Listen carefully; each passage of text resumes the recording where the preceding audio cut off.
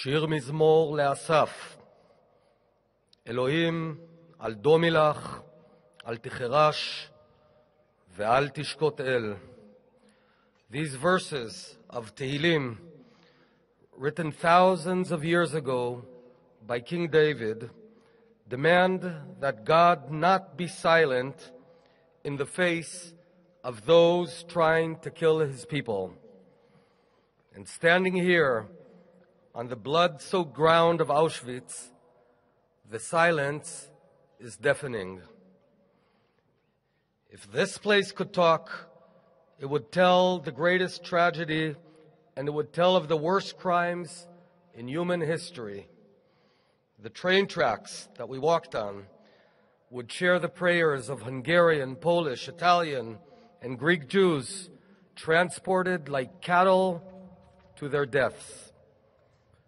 The barracks would recall the last words and tears of Sarale, Dov Be'er, Esther, and 1.5 million other children. These fences would remind us of those who tried to escape and failed. The watchtowers would testify that soldiers with names and faces watched the misery of millions and made it possible. And the crematorium. I see here about 5,000 people today. That's half a day of work of Auschwitz. In half a day, the Nazis wiped out 5,000 Jews.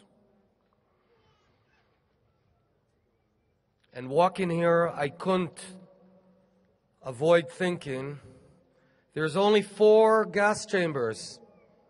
4. The Allies, they knew exactly where they are. They had hundreds of thousands of bombs.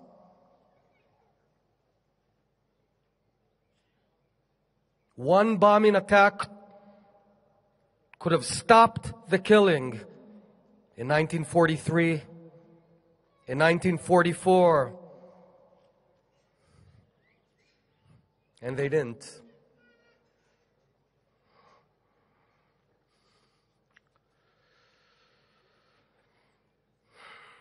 These chimneys are silent because no words can describe the burning of innocent people in an attempt to erase the very existence from our collective memory. Homes filled with music, silenced. Communities that once flourished, destroyed. But the remains of Auschwitz, Birkenau, Majdanek, Sobibor, Belzec, Treblinka are scarce and silent.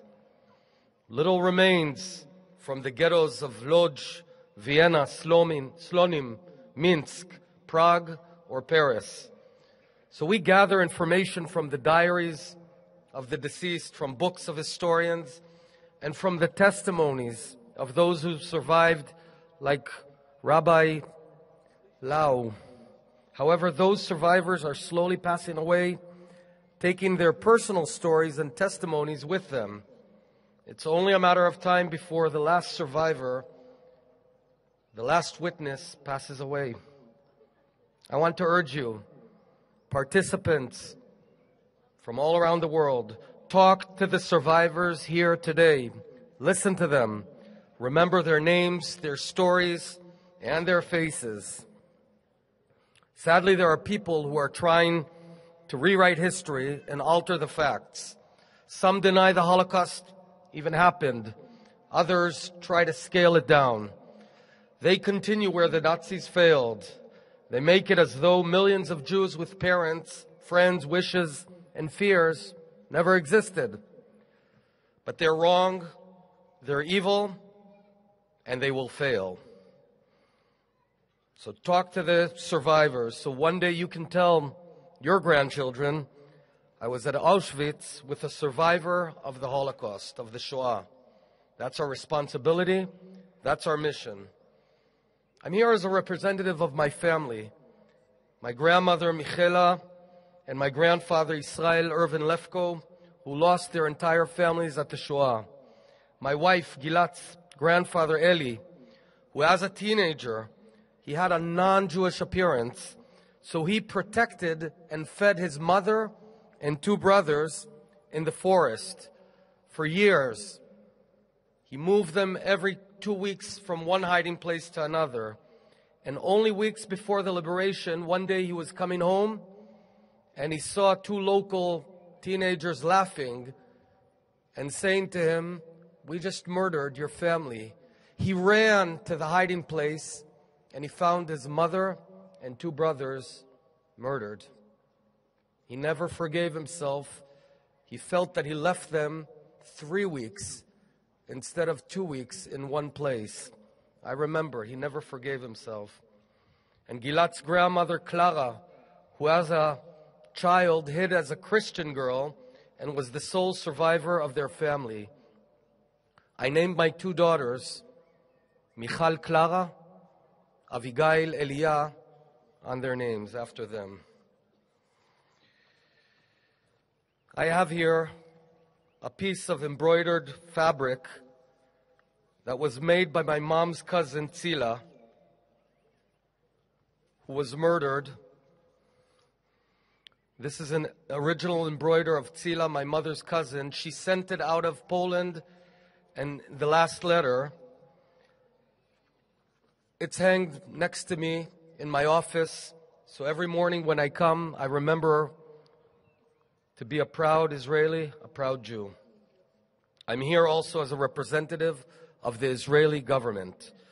Today, the Jewish state is an iron dome that will always defend Jews.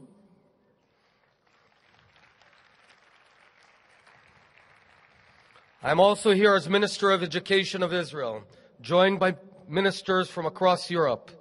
Together, we will ensure that the stories of the murdered and the miracles of the survivors live on, so thousands of years from now, we will not forget.